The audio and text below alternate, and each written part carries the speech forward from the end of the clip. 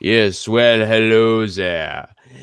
Welcome to the Fantasy Fiends podcast, where we, excusez-moi, talk about everything fiendish and fantasy. What the? Stevie, you said you had a good intro to start this one. Guys, Happy New Year. I apologize that Stevie ruined the beginning of the first podcast of the year for us. When I rehearsed it, my French accent was better, but everybody knows I can't do any sort of accents, not even the one I got a degree in. Yeah. I liked it. Well, thank you. Thank you. At least I have one fan out there. I thought it was spot on.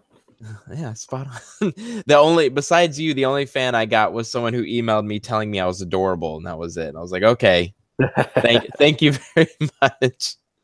Now go buy my book. Anyway, like Andy said, Happy New Year. We hope you had a Merry Christmas, Happy Hanukkah, Happy Holidays. We hope Santa came to you and brought you everything that you had on your Christmas list. Today we are here with the Stuart Thaman, who has freaking awesome book covers. Go check them out. He's also a whiskey drinker, so we're gonna have fun. By the end of it, he's gonna be off of his rocker. We're gonna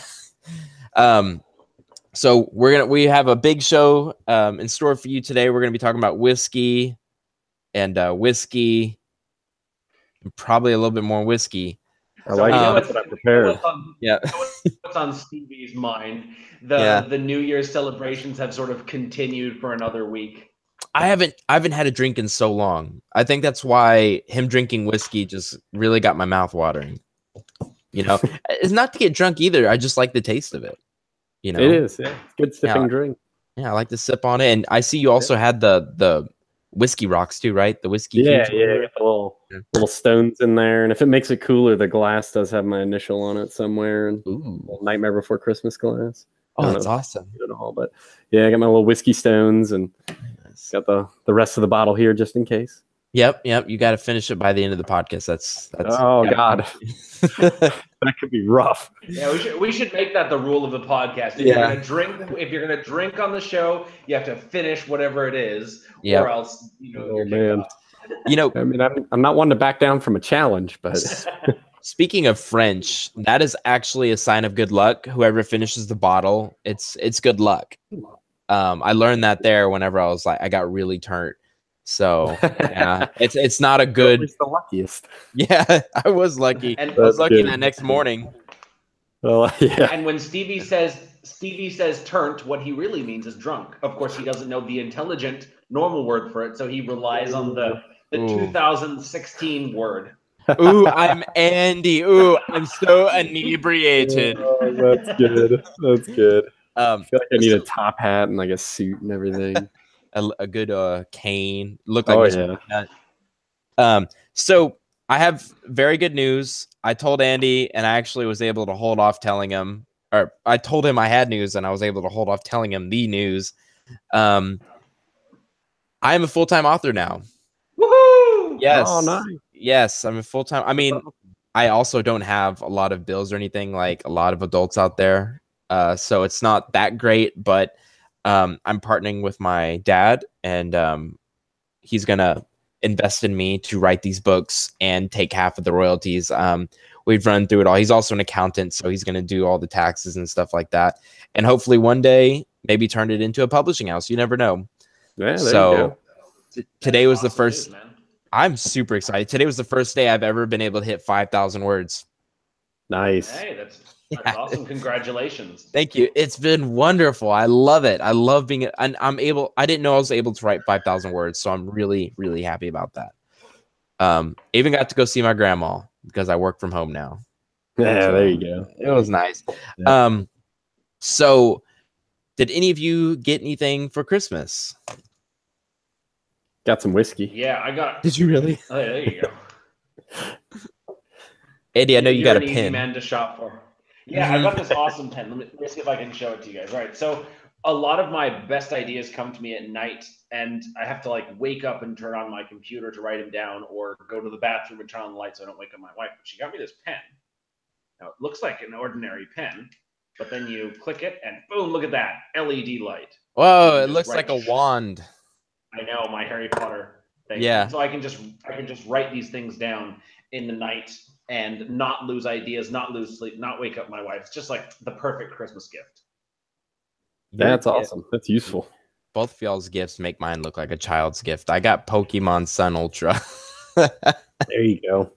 I love Pokemon. So they're fun. You were gonna say hair elastics. No, son of a gun. No, I am. Wow. All right. So it's a little tall right now. I guess another thing of news is that I'm actually growing out all of my hair. So if you see right here, the little wisps. So we have officially lost Stevie. The internet decided that his hair was unacceptable. Yeah, I've been telling him that for months now, but the internet has decided. I know. Yep. That's awesome. All right, so Stuart, Stevie always likes to say, "Tell us about you and your books and stuff like that."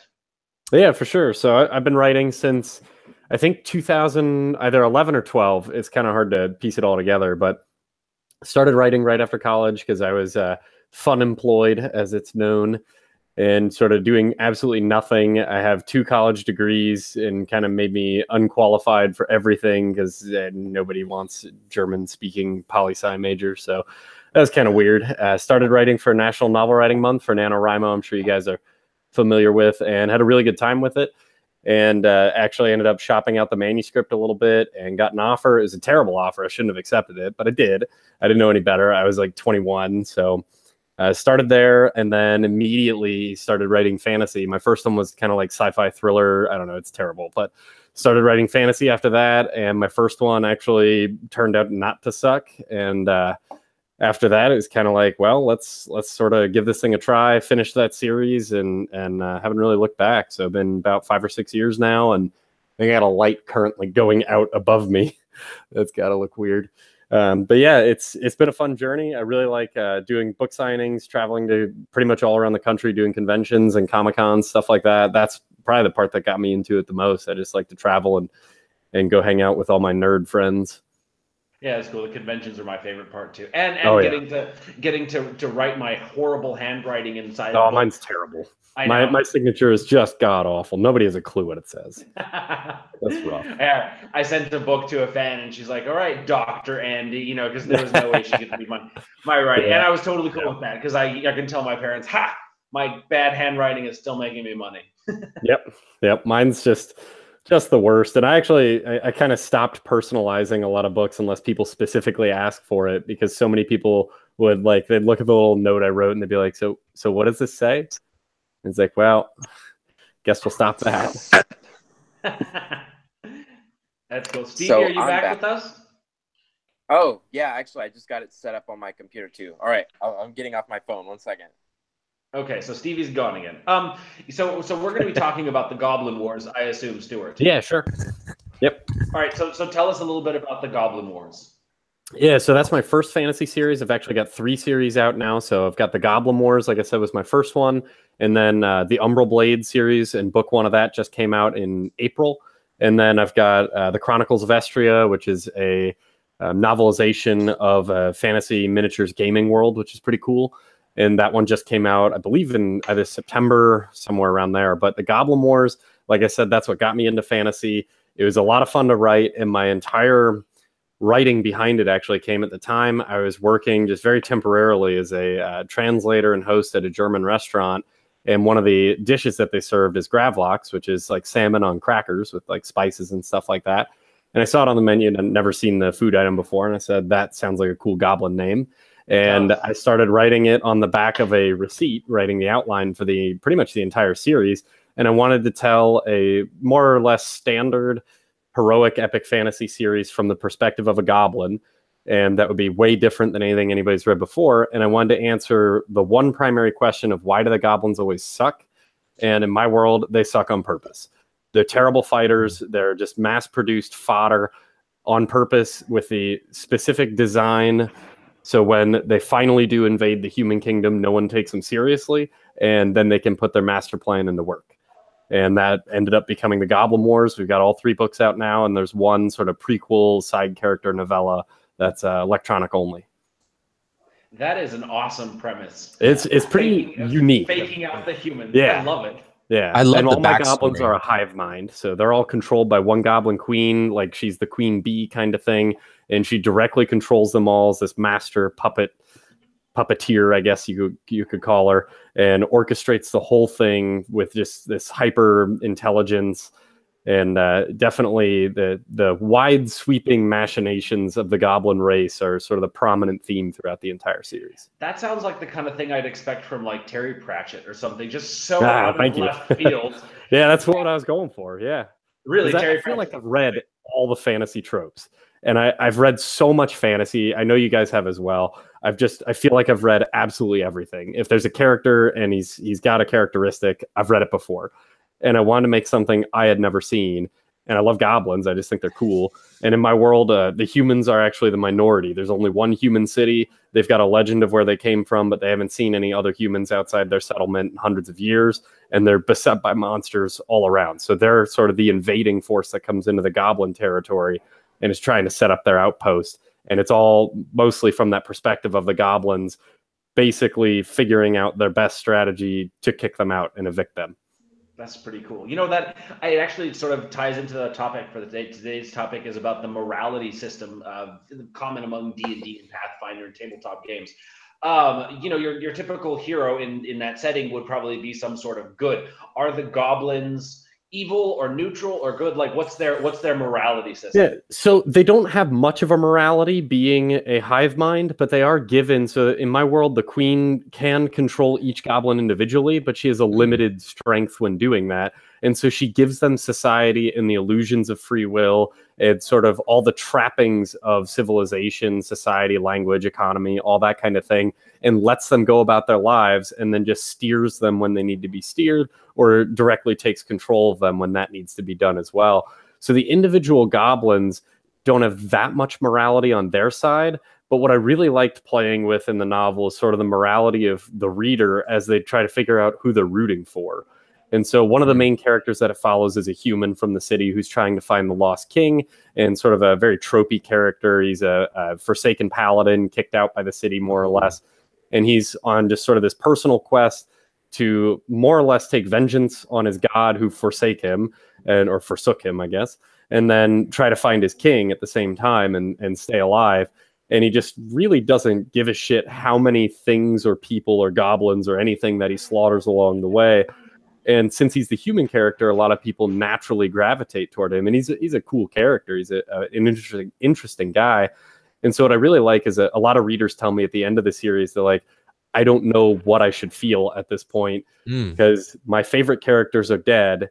And I feel like all the bad guys won in this grand sweeping way. But I should have seen it all coming anyways, because I more or less tell you who's going to win at the beginning and just never let you believe it. And so I like kind of toying with that morality of the reader as they go through the series. Interesting. So your paladin character sounds like in his mind he's lawful good, but because of his actions he's really more like lawful evil. Yeah, I'd say he would probably view himself as previously lawful good, now more lawful neutral, perhaps, and because he's sort of losing his faith, or he's already lost it really at the beginning of the first novel, and he just wants what's best for him, but he thinks that what's best for him is what's best for humanity, since he's obviously a member of said humanity. And so he is sort of the champion paragon of the city. But not to give too much away, there's a scene, my favorite scene in the entire series in the third book, where he's fighting in an arena, and that used to be his profession, and no one knows it in the city he's in. They have no idea that he's even a fighter really at all. And he more or less tortures about 20 people to death just for the pleasure of the spectators and to basically gain his own reputation back. And that sort of like kind of where his morality finally lets go. And he's just like, you know what? I'm tired of not being taken seriously. These people won't help me. Let's just show them what I am. And he eats one of them. It's kind of rough. Wow. He Go goes ahead. full on dark side. Yeah, he does at that point because it's really his internal compass has now finally spun its last turn, and he's just wiped out of it, trying to be that good paragon and save all of humanity. And now he's honestly just like, screw it, like I'll just kill them if that's what they want. They just want death. I'll bring it to them. Mm. And you said, sorry, you said you have goblin characters as well, right? Yeah, so the main two characters, it's a goblin shaman and his companion, who he literally knows nothing about. She's a goblin shopkeeper who turns out to be somewhat skilled as well. Of course, the main trope, which I kind of based off of The Legend of Drizzt by R.A. Salvatore a little bit, is the main goblin, Gravlox, doesn't actually know that the hive mind exists. He doesn't know about his own society. And when he figures out that kind of thing, really doesn't approve of it. And he realizes he's the only one that's not actually linked to the queen. And he's actually the only goblin with his own free will. And he really wants to get away from essentially the mental slavery of the rest of his kind. Interesting. Very interesting. That is really cool. And it's so unique. It reminds me of a book that I was about to read called Organomics. Have y'all heard of that? Yeah. Yeah. Sounds familiar. I thought it was a very unique premise for a book. And I haven't really seen a whole lot of books with the main character being a goblin. Non-human in general, super rare. Yeah. So can you explain what your goblins are like? And so my goblins are all kind of sort of that mass-produced kind of feel. They're about 3.5, 4 feet tall. They spawn, and I think in the book it's established at about 2 months, and they're actually hatched. And the goblin queen sends her arms under the ground, and they pop up like buds from corals, and they crawl out fully formed. There's no physical differences between male and female because they can't reproduce on their own. They're just drones. The only distinguishing difference is females have a slightly higher pitched voice, and that's about it. And they're all differentiated into their specific tasks. So some are born better at just different things naturally. And they live in sort of a shamanistic, tribalistic society in their mountain home. And they're mainly subterranean dwellers that don't really like going outside, though they're fully capable of existing in the light. They're not like vampires or anything like that. So definitely a different take on the mythos for sure. I think, you might be able to see my little goblin up there. It's probably a little too dark. See if we can get the light on it, but probably not. Oh well. Yeah, I'm gonna go look at it right now. It sounds so depressing. Yeah. A little bit, but in the very start of the book, the main character Gravlox attempts to leave his mountain home. He's never done it before, in search of poison to kill one of his rival miners. He's a foreman in a mine, and he wants to kill one of his rivals because that's sort of how they get things done, because they're all so easily replaced. Mm-hmm. And he leaves the mountain. And that's sort of along that journey, realizes that he was never connected to his fellow goblins either, and realizes that they are all essentially the same person. They're all just extensions of the queen, and he's got to figure out how he fits into all that society. Whoa. Well, awesome. So let's go ahead and start discussing our topic for the day. I guess we already were. So, Andy, how did you come up with this idea? It was actually Stuart's idea. It was interesting. Okay. The moral philosophy, the sliding scale of moral philosophy, I like to call it, because for Dungeons and Dragons, you have 9 alignments, and I've been reading over these 9 alignments. It's lawful good, lawful evil, lawful neutral, neutral good, true neutral, neutral evil, and then chaotic good, chaotic neutral, and chaotic evil. And that's just 9 personalities or alignments, and it's very limited. I thought, okay, there's it's pretty good, it should cover everybody. But like Stuart was talking about his goblin shaman, who was who's like, all right, I'm going to poison someone and get them out of the way because that's what I want. And that doesn't really fit in any of the alignments. It could be chaotic evil, but they're not dedicated to evil. It's just doing what he wants, but it's not chaotic neutral. Business as usual for him. Yeah. So it's like, it's interesting how these 9 alignments, it's such an antiquated system, because it was, created in Dungeons and Dragons in the 1970s. But now, as we understand more about the things that drive humans to do the horrible things that they do, a 9 of them is nowhere near enough. There's so many different aspects, so many different degrees sort of between moral, like absolutely moral, and absolutely amoral. It's like 1,000 shades of moral gray. There's no such thing as these 9 things. Yeah, because I feel like it depends on the situation you're in, and what decision you make that you see where you are on those levels. So like, am I going to steal that cookie? Am I naturally good, or what is it? Lawful, chaotic, evil? Am I going to get that cookie and shove it down grandma's throat? You know, something like that. I don't know. I actually just read a book called The Nerdist. It's a self-help book for nerdists who are creative nerds. And they discuss, you know, you should create your own character sheet to complete your goals. And then you actually pick out a moral alignment. And he goes through each one of the 9 moral alignments and discusses how you should act. And of course he says, please don't pick chaotic evil and go do a mass shooting.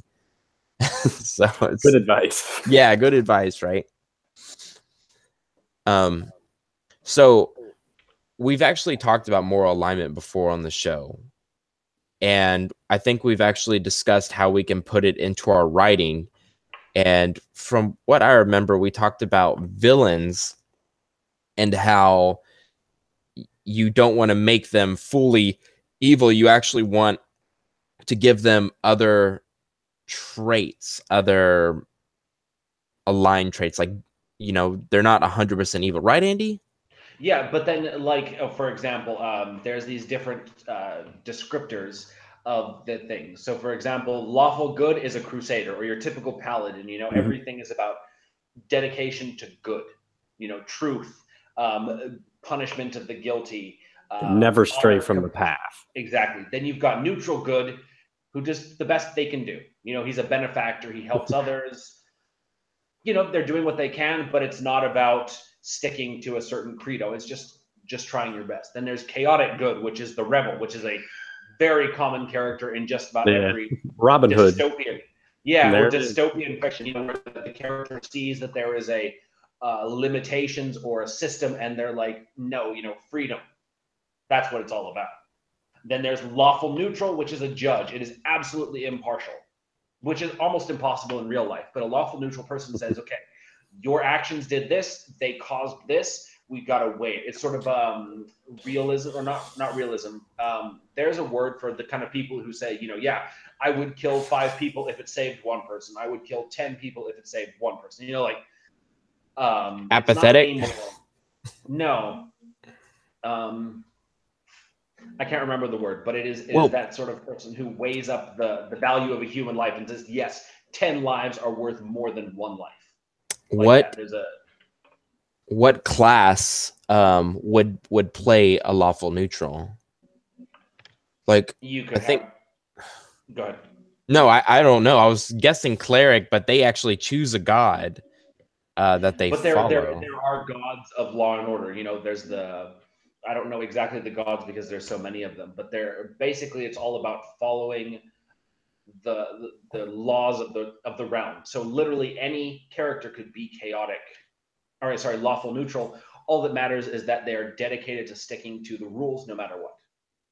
I think the most lawful neutral, like tropey kind of characters that I've seen have been sort of the woodsman kind of druidic ones, because specifically they don't have the god that's passing the judgment. It's just their judgment. And I kind of like that idea, sort of the outsider living apart from society so he can then cast judgment down on the society since he's not part of himself. It reminds me of the character Bayous, I believe his name is, from Joe Abercrombie's The Blade Itself. Oh, yeah. Where he's the first magi or whatever. Basically, he is above everyone. And Yeah, Baez, I think. I'm trying to remember how to pronounce his name in my head. And the audiobook calls him Baez. Baez? I think that's what I had in my head. It's been, I don't know, 6 years since I've read that. That's a great series. And so he basically manipulates all of the characters to do what he believes is right. And he is, he's like, this is what I believe is right, so this is what's going to happen. And that personal code is one of the very classic things of lawful neutral. Then there is true neutral. It's undecided. They do what seems to be a good idea. They don't feel strongly one way or another. They may lack conviction. Good is better than evil, because good is generally better. But at the same time, if evil gets what they want or chaos gets what they want, that's sort of the best way to describe them. There is chaotic neutral, which is a free spirit. No matter what happens, freedom is more important than anything. So tradition, restriction, authority, nope. Organization, nope. I am a free spirit, almost bordering on anarchist. Not the libertarian of D&D. There you go. Exactly. Wait, are you saying you are Andy? No, these are the different okay. classes, alignments. Yes. The lawful evil is the dominator, methodical, getting what they want within their personal code of conduct. But their code of conduct often is established without regard for whoever it hurts. You know, if defeating the goblin horde, for example, is the right choice, even if I have to kill the king to take his place and destroy the city with magical powers to unleash the magic that'll destroy the goblins, that is what's more important. That's sort of the thing where the end justifies the means. Yeah, I like that. In one of my favorite, or probably my all-time favorite fantasy series, The Half-Orcs by David Dalglish, the whole conflict there is like lawful evil against chaotic good, and you just don't see that dichotomy very often in fantasy, and that's part of what makes it so cool. And then his characters are just flawless, but that was really neat. I like the legions of Karak marching across the land to establish their crazy tyrannical rule, and they never break their own rules either. That's pretty neat.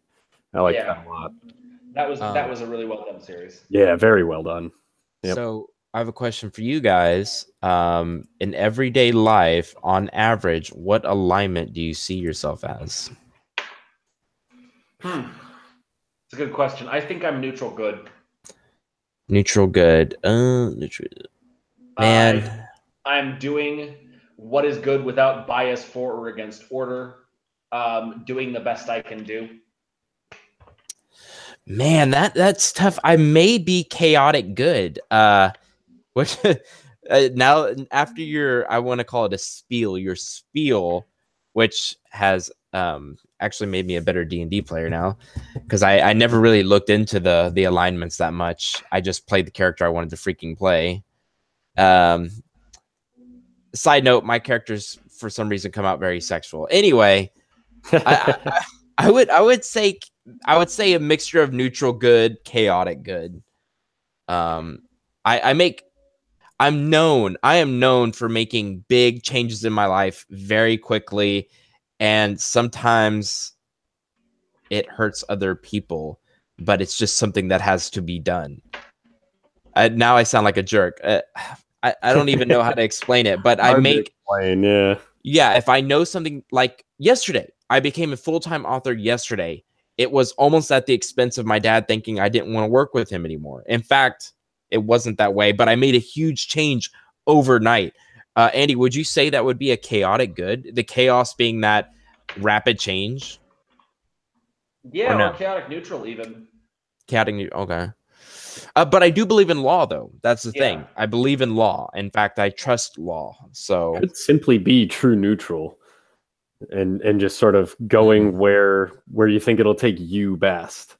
Yeah. And sort of staying within the lines because it's good to stay in the lines, so you won't sort of reap the negative rewards of that, not because following the law is its own end. Yeah. I would say if I had to pick a tropish character, I'd be a Robin Hood. I always thought that since I was a kid, I'd be a Robin Hood. Screw the law. I want to give this money to the poor. However, I'm not to get into politics. I'm not a big fan of taxing rich people heavily. I feel for Robin Hood, and I believe he is chaotic, because I read about this. I believe he is chaotic good or something like that. Yeah, chaotic good. Yep. But I've always liked Robin Hood, his story. Anyway, Andy, you brought up. Stop laughing at me, Andy. I'm not. For those who are listening to the podcast, I was smiling at Stevie for sounding intelligent, and he thinks I'm laughing at him. Oh, okay. I thought you were laughing like I'd said something ridiculous. But here's something. Here's something smart for you. Yesterday, I watched the first ever experiment of if there's a train coming and you have 5 people on one track and 1 person on another track. That's a classic. Have you seen? They actually did the first experiment from Vsauce. The Vsauce guy did it. He went and he saw a council of morality, a moral council, and he sought out 2 neuro guys, so a psychologist and a neuroscientist, something like that. Anyway, they did the experiment, and I believe 5 people just didn't choose. They froze, blamed it on, oh, I didn't want to touch the machinery. And 2 people chose the one person should die over the 5.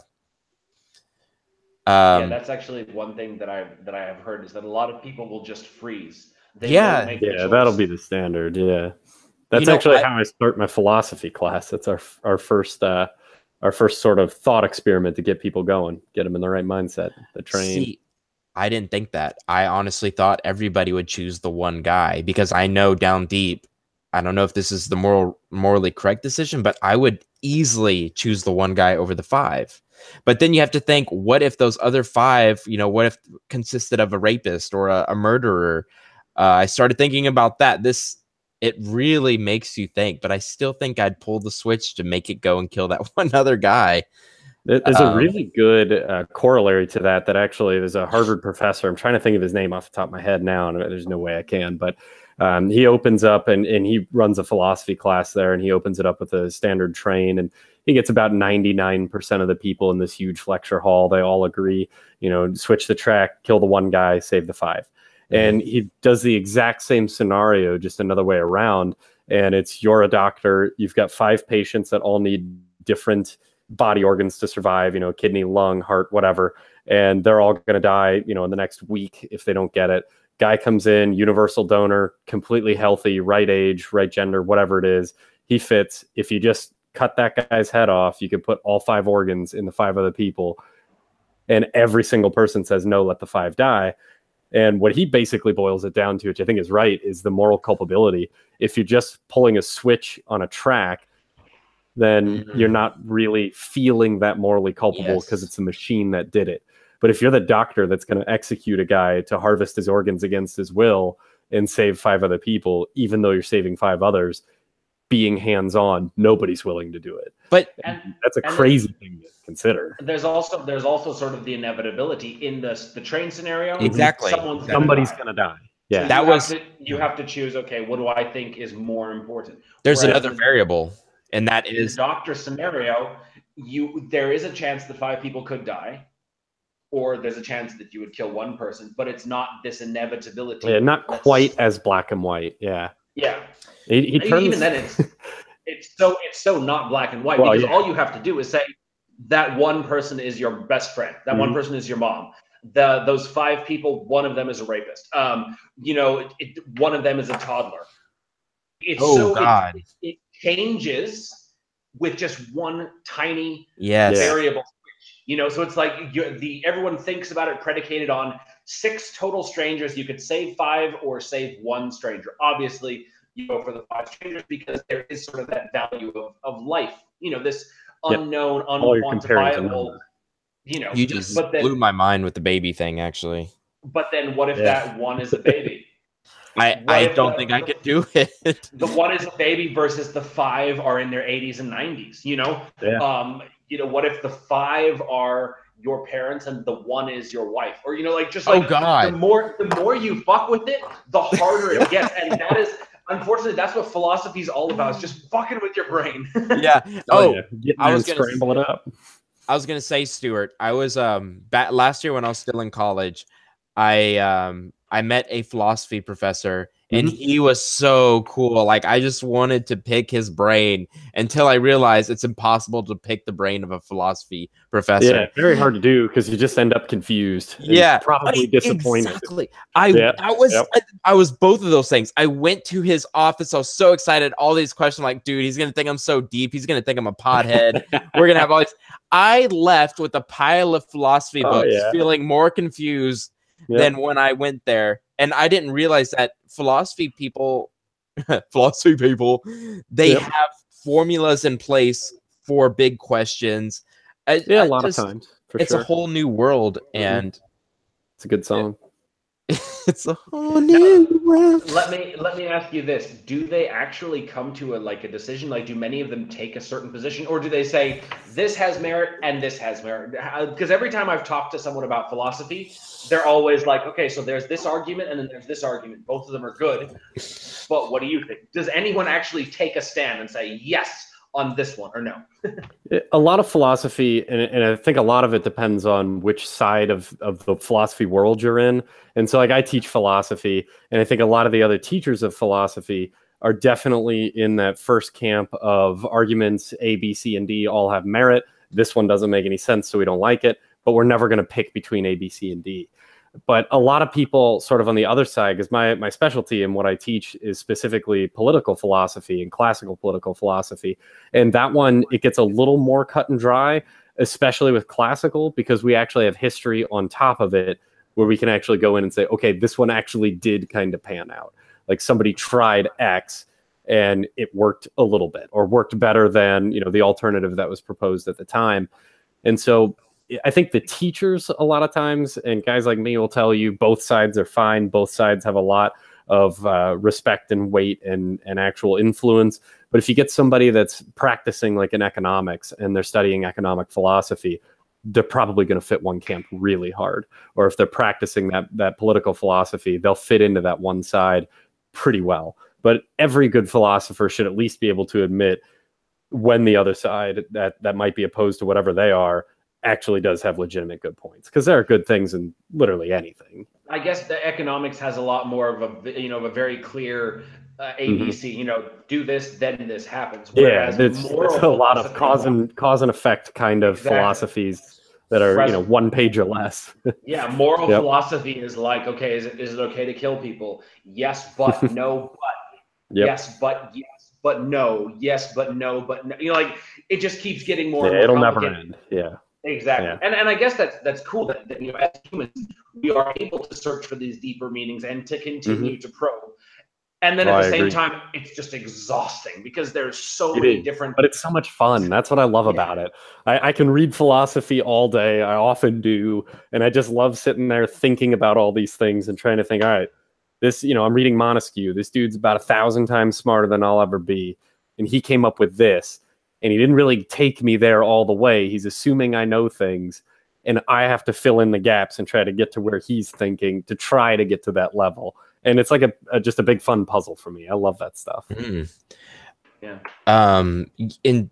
Before we get to the reading, I want to say that Stuart is trying to become a full-time author as well. And my question to you, Stuart, is will you miss teaching philosophy when you do become a full-time author? Yeah, that's the one thing. So I teach German, psychology, economics, and philosophy. I like all of it. I like the subjects that I teach. I'm not really a huge fan of the actual act of teaching itself, with the big exception being philosophy and some of the more advanced psychology I really like. But philosophy is a ton of fun. That's what I've always liked. It's what I wanted to study. I was one of the weird kids that went to college, and my mom was all like, "Oh, just study what you want to learn, and you'll figure something out." So I studied classical political philosophy, and everybody's like, "What are you doing?" Like, that's a lot of money to read some old books. I'm like, "Yeah, you're right." So it's kind of I don't know. It's a double-edged sword because I'm not a huge fan of trying to teach foreign language. It's very difficult, and most people are not very receptive to actually attempting to learn foreign language, which is very frustrating. And the philosophy, though, is a lot of fun. I wrote the curriculum for the philosophy course that I taught, or that I still teach, and I'm considering Hydra has a nonfiction imprint as well, and considering turning that into sort of a textbook kind of thing of primary sources, then with like discussion topics within each primary source, and not much, but a little bit of commentary and sort of clarification from myself as well, or introductions to the pieces at least. And I think that could be a good outlet and a good compromise between full-time writer and no longer teaching philosophy. Interesting. Cool. So Andy, would you mind sending me the thing to me? Sure. Thank you very much. Unless actually I have it. Never mind. Okay, good. Okay, so Stuart, what we usually do is have the author pick roles out for Andy and I. Andy can't do any accents, so if there's an accent character, it's me. If there's a German accent character, Stuart, because you teach German, you have to do it. Yes, I usually do it. Yeah, no accents there. Yeah. Actually, can you do? Can you speak some German for us? What would you like? You got to give me like a topic. Okay, say I am a fantasy author. I am on the Fantasy Fiends podcast show with Andy and Stevie. I love fantasy. I love to read fantasy. Something So like that. Unfortunately, fantasy is actually just the same word, just with a more French pronunciation. So fantasy. So Ooh. it's kind of lame. Not as Germanic sounding as possible, but you could say, for I'm a fantasy author, so you can introduce yourself when you travel abroad signing all your books, would simply be Ich schreibe Fantasy, which is literally I'm the writer of fantasy. So ich schreibe Fantasy. Ich bin hier an den Fantasy Fiends podcast, so you don't change the names into foreign languages. Und wir sind hier heute mit Andy und Steve, und sie sind toller Mensch. So they're great guys. I love the German language. All I know is Ich bin gut, and I never say it right. Ich bin gut. Yep. Yeah, you gotta slur the end a little bit. It's hard to describe. Can you say it for me? Yeah, so Ich bin gut would be I am good. Ich bin gut. And you could have, let's see, for lawful good, if you want to go with the D&D style, you could have Ich bin richtig gut, should be pretty close, I think, to relatively literal translation, but I'm sure the D&D manuals have something slightly more poetic. Very cool. My German is limited to Du bist ein Frosch. Yeah, there you go. Yeah, you gotta know your insults for sure. Exactly. Yeah, I actually and everybody knows the JFK line, so you got to get the Ich bin ein Berliner. So it's the all-time classic. Yep, the best one. Alrighty, so Stuart, who do you want us to read? So I think if I remember the sample I sent you correctly, that's from Blood and Ash, my latest release. It's a vampire novel, so a lot different. My vampires are outlaws, outcasts. There's only 2 of them, and they're cannibals. And the main characters, so what's happening in this scene, there's an attack on a city. One of the vampire characters is sieging another city. And the scene that I sent you guys is the response from the city. And so we have Seveus, I believe is his name. And he's a sort of half man, half plague elemental mage kind of guy. And I imagine him as sort of a creepy, mystic, kind of dark demonic figure. And then we've got sort of the contrasting, more chipper captain of the guard who's going to summon him and to get him sort of to the walls to actually fight the incoming threat. So I'm thinking, Stevie, if you want to be that dark and cryptic mystical mage character and the threatening presence, I like that. I think that could be good. And Andy, you look more like a guard captain to me. So what's my character's name? I'm trying to remember it off the top of my head because the editor changed it right before it went to formatting, and I have no idea, but I might be able to look. I've got a set of the game here, and he's in there, but he's not labeled. I don't remember. Savius? Seveus should be the mage. Is that me? Yes. Okay. And I actually flipped right to the section. Where's his name? Oh, do I not say it on the whole page? Come on. Now, right now, I've got the scene that has Seveus and Corvax. Oh, there you go. Switch it around then. Yeah, that's what we did. That's what I remember. With the editor, we swapped the names. So Corvax is the mage. Seveus is the guard captain. Okay, good. I'm the dark guy. You're Corvax. Perfect. I think I'd know this a little better having written it, but he's dark, right? He's just dark and scary. Yeah, scary, mysterious, and he's partially made of slime. Yes, that's me in real life. Yeah, that's kind of what I was going for. Some good character acting. You're complimenting me. Okay. All right. So, and then you'll play the narrator for us? Yeah, I don't actually have that sample open in front of me, but I guess I could. If I don't know if I click off, does that harm my Google Hangouts? If you switch tabs, no. Okay. Because I can find that in my sent mail, because I did not actually save that thinking I was narrating. All right, well, while you're doing that, I'm going to do the word of the week. Oh, yes. All right, so the word of the week is autocratic. Oh. Autocratic. It means relating to a ruler who has absolute power. An autocrat is someone, it's like a step up from a dictator. Absolute power. But then autocratic is domineering or taking no account of other people's wishes or opinions. Then sort of tyrannical. Wouldn't Stuart's Goblin Queen be an autocrat? Exactly. Yeah, pretty close. Yeah. I like that. I'm trying to see. Do you need us to send it to you again? Actually, yeah, if you could just send it to me again, that would be ideal. Okay. I hate Gmail's search function. I always make a mistake with I always butcher it. Let's see. Andy, I can send it to him real quick. Okay. Yeah, that'd be excellent. It might simply be because I'm on my laptop now instead of my PC, so it's a little wonky trying to search it. Is it okay? Stuart. Yep. Let's see. Do you want me to just send it, Stevie? Yeah, I'm almost done it. Okay. Boom. There you go. Cool. Did you get it? There we go. Yeah, it just showed up. Sweet. Nice. Let me make this larger so my aged eyes can actually read it. Aged? I swear my vision on a computer screen is just declining at the ripe age of 27. Right. Terrible. Alrighty. So if I'm narrating this, then I suppose I shall start.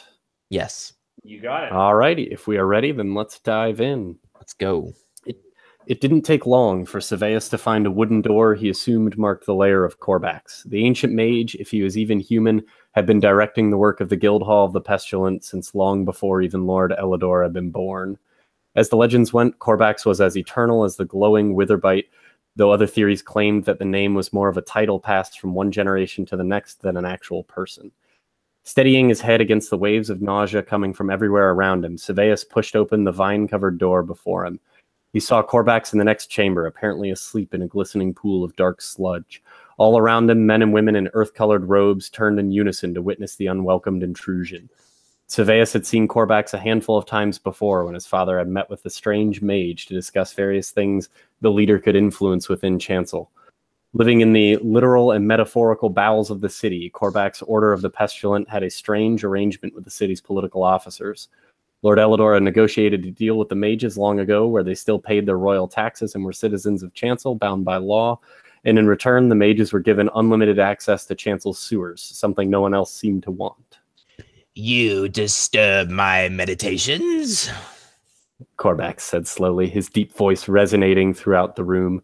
The nearby attendants lowered their heads respectively. Seveus wasn't sure how the man or thing spoke. Corvax was humanoid in shape, though that was where his resemblance to a man ended.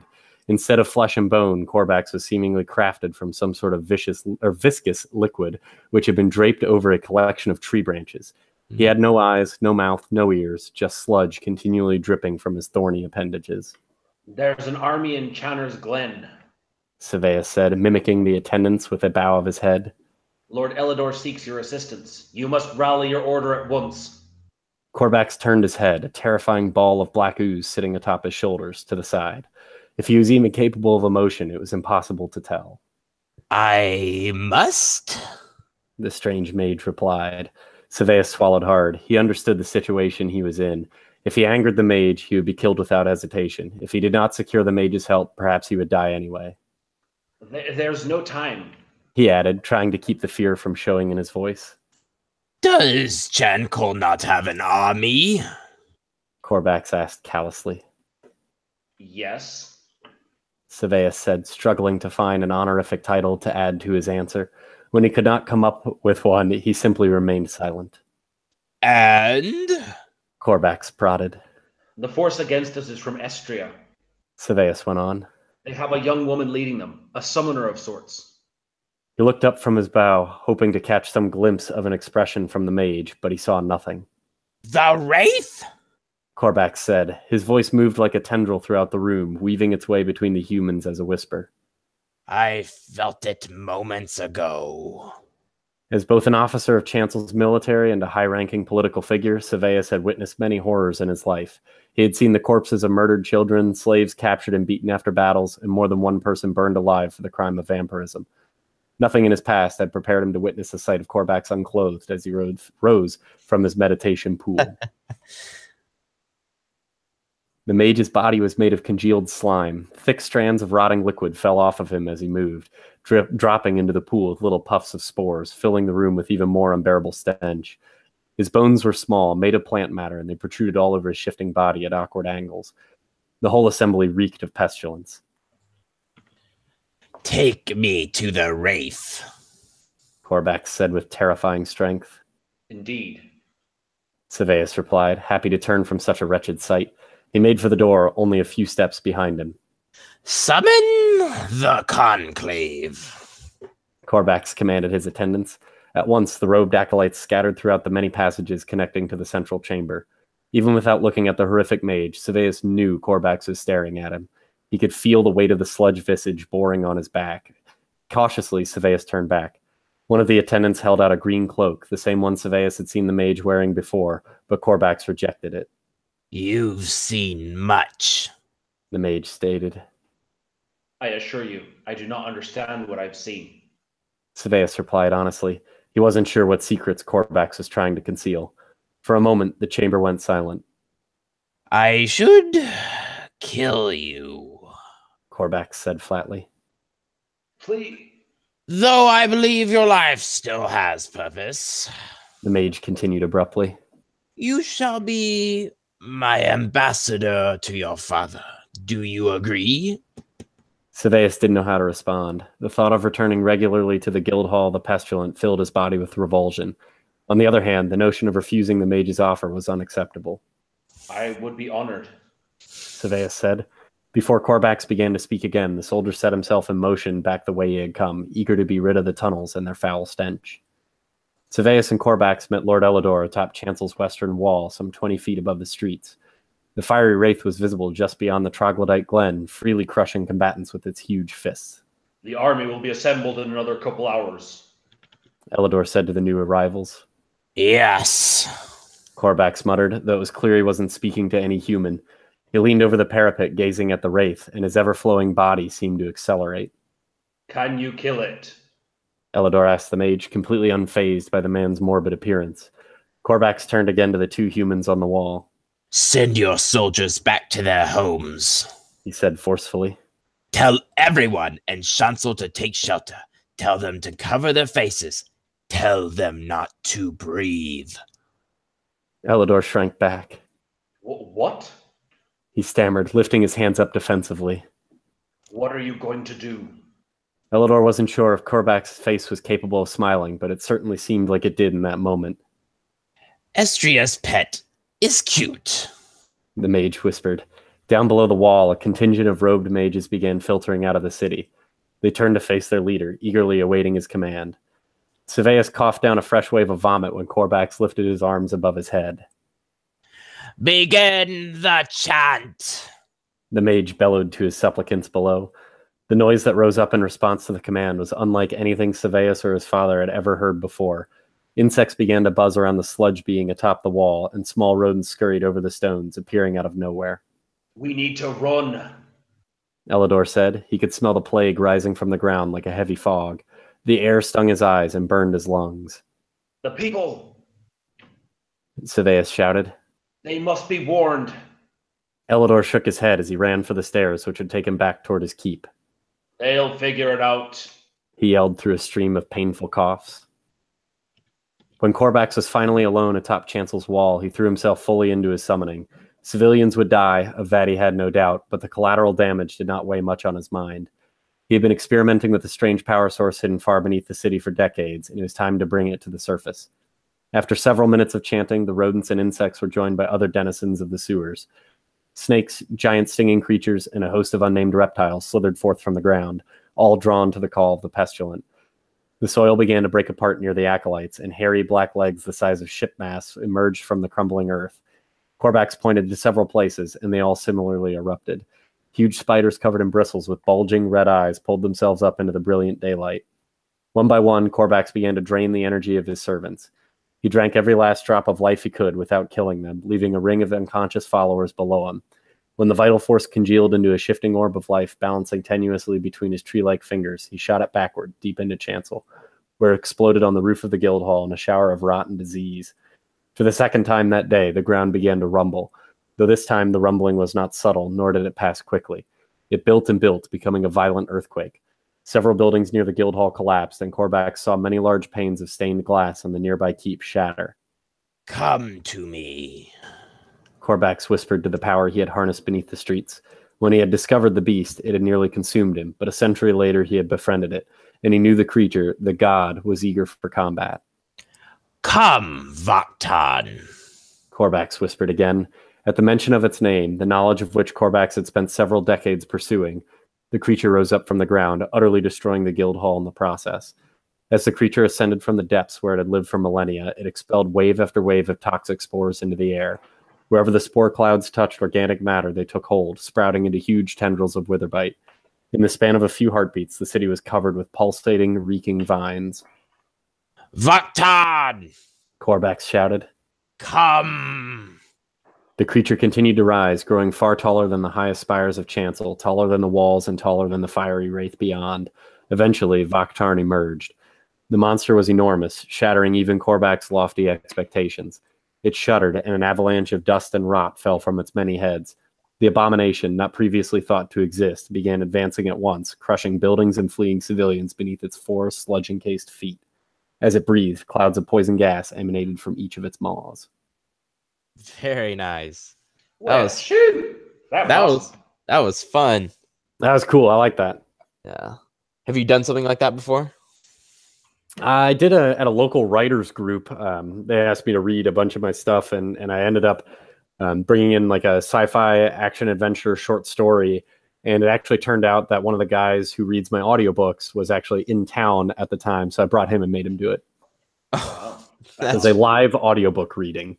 That's so cool. Yeah. Was it cool in person to hear him? Yeah, it was pretty neat. It was definitely pretty cool. Unfortunately, all I have is a cell phone recording of it. We didn't bring anything better, but it was actually pretty fun to hear it. It was about maybe a 30-minute or so short little, I guess that's short story length. I have no idea. Yeah, but it's I cool think because so. you read it in dynamic voice and everything, and multiple characters in the same guy. He's a really talented voice actor, so that was definitely cool to see. That's cool. My book just got produced as an audiobook for the first time. Andy, did I even tell you that? You did not. I don't know what's wrong with me. All sorts of surprises tonight. I've been so busy with, I own a business with my dad, and then the writing, and then actually Andy and I just met up for the first time this past Thursday, and I realized how freakishly tall he was. So how tall are you, Andy? 6'6". Okay, I'm about 6'2", so you're not too much over me. That's not too bad. Oh, yeah, me too. I'm like, I'm at a good 6'1", 5'8". I mean, and my wife is 5 foot even, so the two of us standing next to each other look hilarious. Yeah, my wife's 5'3". Yeah, it's rough. So y'all both have like your own little goblins. Yeah, I've tried to get her to wear a goblin outfit to my book signings, but she has too much self-respect. Yeah. Women are like that. They're too much self-respect. You got to be like me and just know. I'll sell my soul for anything. Yeah, you got $10. I'll put on that costume. A Big Mac? Heck yeah. Yeah, there you go. There you go. Come to me, Prince of the Darkness. Bring me a Big Mac. So Stuart, no offense, I almost called you Stuart Little. I don't know why that almost happened. Yeah, and it's the same spelling too. So yeah, that's even better. Where can we find you? So StuartThamanBooks.com is sort of where all the stuff lives. I'm pretty active on Twitter, though not in the book world. And if I remember correctly, my Twitter is just at Stuart Thaman. And I definitely tweet mostly about metal and different bands that I like. Ooh, and about cryptocurrencies. So that's sort of what the Twitter is full of, though I did tweet the podcast out. And then Stuart Thaman Books has a Facebook page, though it's relatively new, and I typically only use it for contests and things like that, announcements, contests. But StuartThamanBooks.com, or for any Redditors out there listening, I'm very big on Reddit. I really like Reddit a lot, and I'm Gravlox15. You might have seen me around if you're a writer. I run the self-publishing subreddit. We're up to, I think, almost 16,000 subscribers now. So that one's pretty cool. And that's pretty much where I live online. So, but Stuart Thaman Books, there's free books on there. There's cheap books on there. There's giveaways, contests, a bunch of free short stories. And one of my all-time favorite things, I have a Choose Your Own Adventure novel that I wrote. It's a tongue-in-cheek horror about 4 kids going to the mountains the weekend before prom and accidentally discovering a portal to hell. And you can play that all online, all on my website, completely free. And you get, the best part is you get to choose which character you want to play. You can be 2 of the high school students, or you can be the giant skeletal demon that's come to harvest their souls. And that's pretty cool for Choose Your Own Adventure. That's a lot of fun. I haven't read a Choose Your Own Adventure in so long. Yeah, this one's an adult version, so it's pretty fun. So if you go to stuartthamanbooks.com and you click on the short stories, it's called Melissa's Heart, because that's what you're trying to steal. So that whether you're the star of the football team and just trying to win her over for prom, or if you're trying to cut it out of her still beating chest with a giant knife from Satan himself, that's what you're after. It's a fun one. I think we all know who I'd be. It's pretty cool. I like that story a lot. It was a lot of fun to make, and people seem to love it. It's one of my highest hits on my website all the time. It's pretty cool. That is so cool. That is really cool. What a great idea. I have to get going. Andy, is there anything else you want to add? Nope, that's it. Our guest for next week is the amazing Aaron Michael Hall. We're going to be talking a topic that's obviously very interesting that I don't know yet. But we'll be back next Thursday. Very nice. Well, I hope everyone has had a very happy new year. Good luck with all of your resolutions. Mine is to stop biting my damn fingers, and I am well on my way. They're actually healing. Yeah. Dip them in. Wait. Don't dip them in whiskey. That's a bad idea. It might not work. Oh, no. I don't know that much about it, but it might not work. Yeah. The hot sauce didn't work either because I just ended up licking my fingers all day. Yeah. Okay, now that I've made a fool of myself. Barbed wire. All right. Thanks. Gotta stop it real quick. Jeez, you should be a horror writer. Yeah, I've got one. Just one though. The Vatican Massacre. No, that's just a piece of trash. It doesn't fit in the genre. For We Are Many is a relatively decent horror short book, about 55,000 words, I think. Awesome. Yeah, I saw that on your website. Yeah, it's a NaNoWriMo contest piece, actually. Very nice. Oh yeah, I just did that myself. So it's an adventure. Yeah. Well, cool, man. Definitely. Well, all right. So thank you very much for listening and or watching. If you are watching, please like before you click off the video. That helps us out tremendously. Please subscribe as well to get more updates on the Fantasy Fiends podcast, your weekly dosage of fiendish material with awesome guys like Stuart Thaman.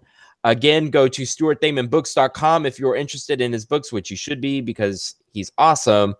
Tune in next week. If you're listening, please leave us a review on iTunes. We really appreciate you. And guys, I love you all. Goodbye. So not creepy.